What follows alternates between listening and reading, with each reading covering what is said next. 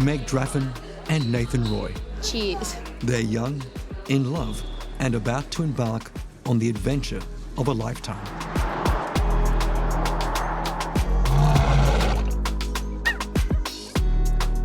Meg and Nathan are on a mission to climb Africa's highest mountain, Kilimanjaro.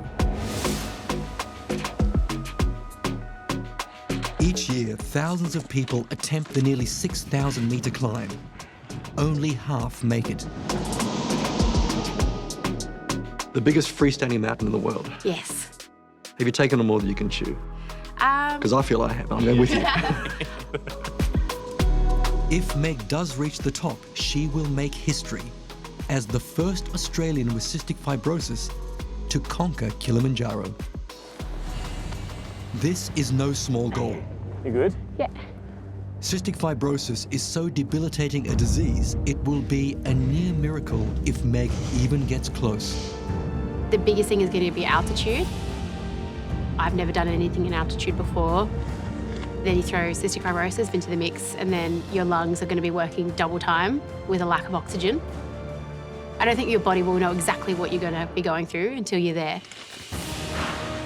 But Meg won't be going through this alone. By her side for every excruciating step, for every laboured breath, will be Nathan. They're going to need each other. This is it. One team, one dream.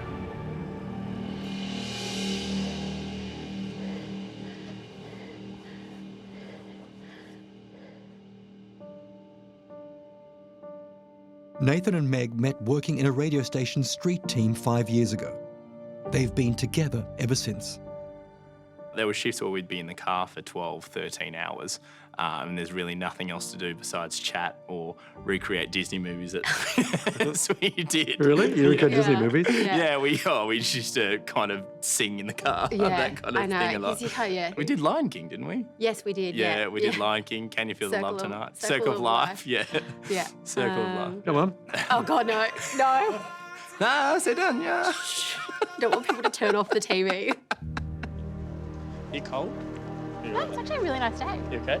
Yeah. I'm fine with it. Back then, Nathan had no idea the girl he was falling in love with had a chronic lung condition, It's really nice. cystic fibrosis, or CF. No, I'm going to build you a huge castle on top of that whole thing. Oh, really? Meg managed to keep her illness hidden from just about everyone. All right, let's keep going. Cystic fibrosis is an incurable chronic disease, unfortunately. Dr. Fiona Dennison has treated Meg since she was just 2 years old. Every single day, it's relentless.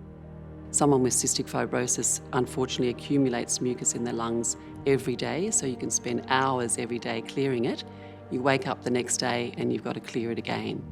So even though they might look and present really well, to stay that way, they have had to work very hard. While Meg has always worked incredibly hard to maintain her health, the average life expectancy for someone with cystic fibrosis is around 40. She knew she had to tell Nathan the truth. She goes, don't feel like you have to stay in this relationship now. Yeah. That's what she said. Yeah, because I didn't want him to think, oh no, this burden of, I don't know what to do with this is too much. And I said that. I was like, if it's too much, I completely understand. It's a lot to take on. And I said to him, it's one of those things that's not, you're not gonna, 2 years time, don't know what's gonna happen. Could be a very different story. I don't know where my health's gonna go. It could be even better. I might be worse. Stunning. I'd never been in a position like that before either. But it wasn't until that moment where she leant over and she was like, don't feel like you have to carry my burden. And it was after that where I was just like, you know what, the fact that you said that just reinforces the fact why I want to stay in this relationship. I'm king of the world! Tell me you'll never let go, Meg. Meg has never been somebody to put herself before anybody else. One of the most important ways to manage CF and increase life expectancy is through exercise. And lots of it. That's how Meg first came up with the idea of climbing Kilimanjaro and raising money for cystic fibrosis along the way. You plan to be the first Australian with CF to climb Kilimanjaro. Yeah. I don't want to kind of get to, you know, when I'm older and be like, oh, that was a pretty ordinary life, wasn't it? Like, I'm here, but it was pretty ordinary. That's why I look after myself. That's why I do everything I do now, so that when something like an opportunity like climbing Kilimanjaro comes, I can go, well, hell yeah, I want to do it. Like, why not? Doing really well. I've been working out and staying on top of my health for as long as possible. Nice, so your oxygen levels are looking really good. So what's the point of doing all that to then do nothing, to then just have an ordinary life? There's no point. So we're around about 3,500 metres altitude right now, and we're simulating excellent training levels, 80 to 85%. Meg started intensive altitude training at a specialist gym, where conditions replicate the tough altitudes and the lack of oxygen on Kilimanjaro. Yeah, nice, really involving those trekking muscles, exactly what we're going to do at Kilimanjaro. So really want to work that posterior chain, it's just going to help you up there. Nice, Meg, really good. Meg knows exactly what to expect as she treks up into the clouds. She lives it every day. A lot of people say if you want to know what it's like to live with CF, breathe through a straw. And then when you're breathing through a straw, all you're going to do is take a big gasp of air. You can't when you have CF. The straw is your lungs. So I think I've got that advantage of I know what it's like to have a limited amount of oxygen. I think the hardest part is, well, I've already got the limited amount, so when it's more limited, that's going to be a big struggle. And I think the hardest thing is just to kind of, if I can remain calm and keep my breathing kind of steady and stable, that's going to help me a lot as well. Oh, did you find out how far the walk is? Like, we know how high it is. Are you worried, Nathan? Not worried, because I know she's one of the most driven people ever. I mean, I'd be lying if I said I wasn't worried, though. There is an element of me that is, like, concerned. Are there going to be stairs? Kilimanjaro. I mean, I know that she's put in every single effort possible, but I mean, I don't understand CF, I don't understand Meg's body as much as she does. I mean, too worried about yourself. Yeah, I'll worry about myself. Yeah, not worry about her. She'll get up, she'll carry me up. What do you think? Are you ready? Yeah, First person in Australia to climb Mt Kilimanjaro with cystic fibrosis? I know. We'll do it. Or you'll do it. I'll be slowly behind you. That's all right.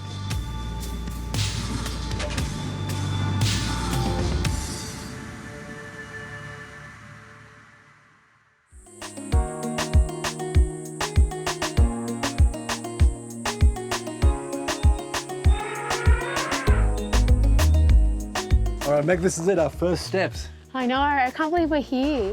We're starting it. Let's do it. Are we there yet?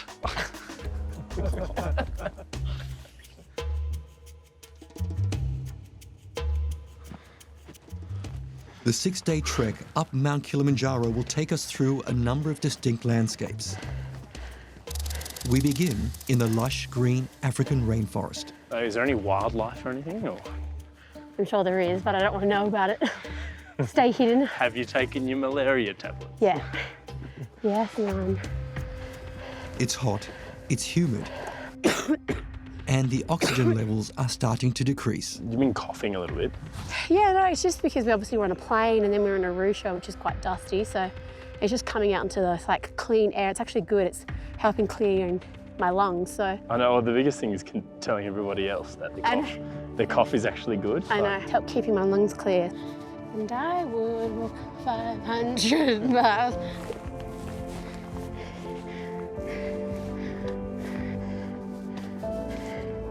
Oh no. I said I kind of need to wee. This is where it sucks being a girl. After 7 hours of trekking, we arrive at the Machame camp, more than 12 kilometers from where we started. Here we go, Meg. Touch it. Oh, that's like... High five, well done. Bang. 2,835 metres. Above sea level. Wow.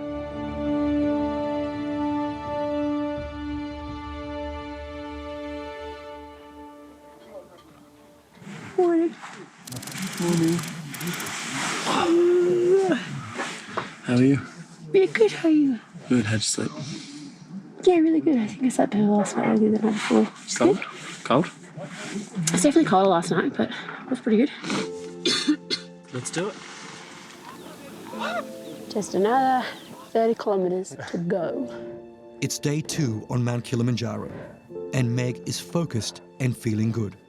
If I can remain calm and keep my breathing kind of steady and stable, that's going to help me. I'm trying to find the right balance of just doing one step at a time. Like, I always know that I can push through things, but I think it's just kind of not getting in that negative headspace sometimes. I don't like to let things get to me, but I do sometimes. It does make me, I can get quite stressed. I don't want to, fall apart. So I think, obviously I'm going to listen to the porters and the guides and make sure that if they don't think it's safe, I have to be, smart in that sense. I'm fine. It's only got water in it, so it's not heavy. I think for me, I just want to make sure that I'm going in headstrong to really have that kind of positive, that's going to be my biggest thing that I've got to work on, definitely.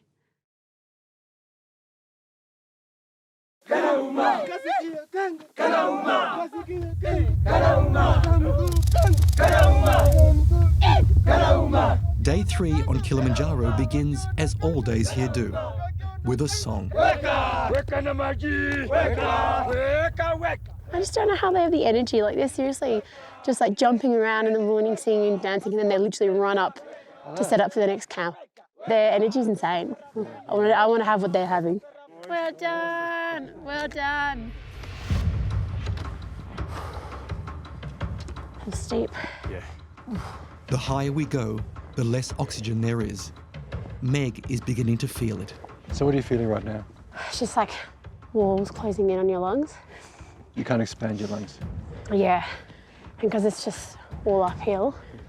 You don't get that chance to just have a breather. So it just takes longer to get your breath back. A lot of people don't make it because of altitude. They don't make it Yeah. because of the altitude. So you can be the fittest person. You can have done 1 million hikes in your life, but if your body isn't reacting to the altitude in a safe way, then they'll just send you down the mountain. Yeah. Yeah. And because, along with the altitude comes, you can lose your appetite, get really bad headaches, nausea. Hallucinations. And some people, kind of do go a little bit crazy. On Kilimanjaro, altitude sickness doesn't discriminate. We come across an experienced guide who is struggling with the lack of oxygen. Okay, ready? And breathe, breathe. Let go, breathe. Out. Yeah. Lucky I packed my Ventolin today, which then helped with the breathing, which will then help him get down. Brother, thank you. Doing that cold turkey with no medication. That's actually such a blessing that you happen to walk past. What if that's so bad for him? I joke that I've got a little pharmacy in my bag. So if you feel sick or anything, come to me. I'm your girl. I've got all my normal medication. I have, on top of that, some backup antibiotics in case I start to feel unwell. And it's got, my physiotherapy breathing mask as well.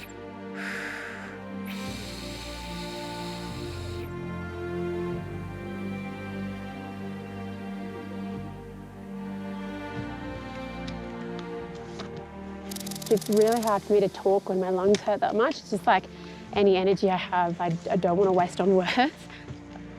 By day 4, Meg and Nathan are communicating with hand signals, desperate to save every breath they can. You okay? Yeah. Yeah, thumbs up. High five. Cool. Let's go climbing. Can you hear me out? Okay. It's day 4 and Meg's been struggling a lot. Nathan's worried about her. We're a bit worried about her. At this altitude and with this level of oxygen, even for us, everything's a bit of an effort, and obviously she's struggling a lot. But just when we think the mountain's won, as far as Meg goes, she just pulls something out from inside and she's got an extraordinary strength. So I think the slower you go, literally. I think I don't care if I'm the slowest. You just want to get to the top. I just want to get to the top. Bring it home. Let's go. Get up there. Camp 4. Woo! Hey? Love you. Love you. You happy? Yeah. 2 days left. Yeah. That's it. Yeah. Having some lunch? Yeah. Yeah. Proud of you. Love you.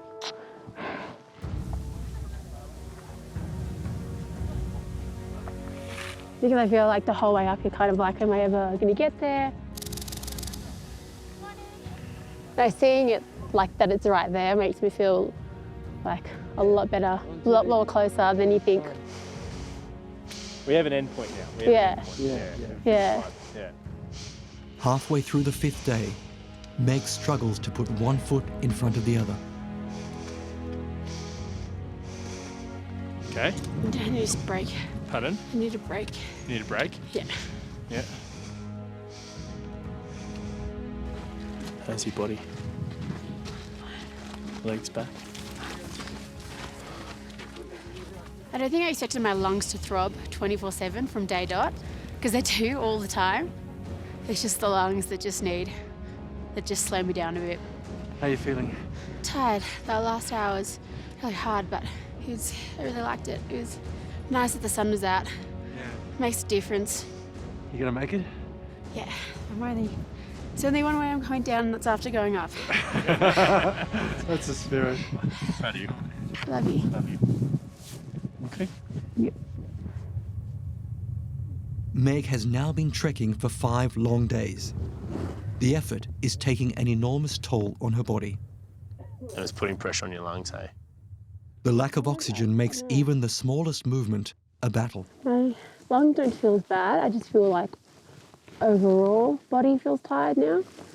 But everything's more effort, and the breathing's more effort. If I talk, and then I'm out of breath. Yeah. Just got to get to lunch. That's it. 20 minutes. That's all we need. Left, right, left, right.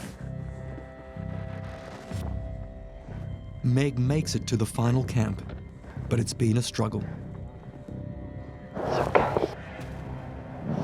You do well. You do well. You do well. We're not sure if Meg will be able to continue. Yeah, it's tough. It's tough on you too, huh? She's hanging in though, she's holding on.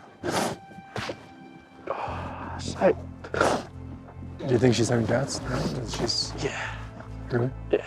And I don't want her to, because I know she'll get to the top, but like, it's just as much mental as it is anything else.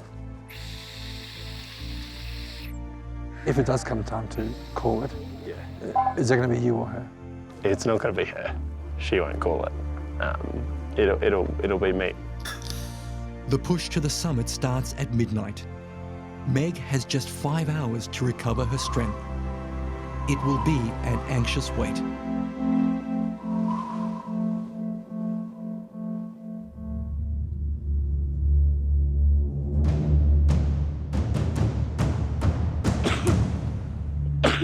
It's midnight on Mt Kilimanjaro. Meg is determined to push on. But that final grueling climb up to the summit will call on every last shred of Meg's energy and courage. Okay, and how you feel? I'm good. I'm ready to go. I'm ready to just want to start. Are we going to make history tonight? We are, yeah. All right, let's do this.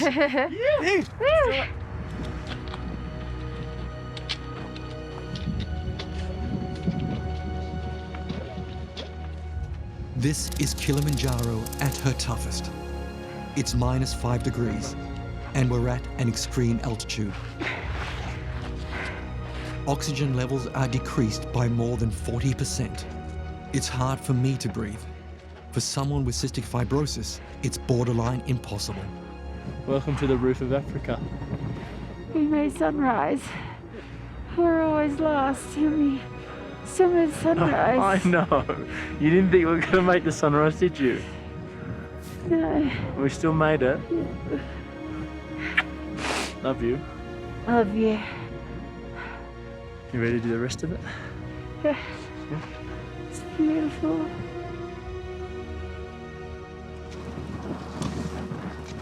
home stretch. This is it. The year in the making, Megs. Huh? I'm right by your side. Let's do it together. Yeah. This is it. The first Australian with cystic fibrosis to summit Mt Kilimanjaro. Here she is. Amazing. 6 days. History making. Get out there, Megs. Here she is. Touch it. Touch the sign. She's done it. She's done it. She's done it.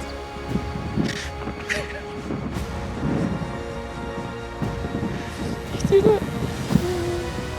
You did it. What do you think? How do you feel? Hey? I can't believe we're here. Huh? I can't believe we're here. You just made history. You just made history. How's that feel? Pretty damn good. Pretty damn good? Yeah? Yeah? I'm so happy. No, you should be. I'm so happy. You should be. I love you. I love you. Well done. I'll never want to let defy me or stop me from the big things like this. By far the hardest thing I've ever done. Yeah? The hardest thing I've ever done. It's an extraordinary achievement, worthy of being immortalized in song. In Swahili, the guides sing, "Meg, you are the queen of Kilimanjaro." You get the feeling that after this, for Meg and Nathan, no mountain will be too high. I made her promise me when the life expectancy thing came up. She said, I'll live a full and healthy life. And I said, that's great. And I said, can you promise me 120 years? And she goes, I promise you 120 years. And so now most nights before we go to bed, I say 120. She'll just go, 120. 120. That's the life expectancy. Thanks.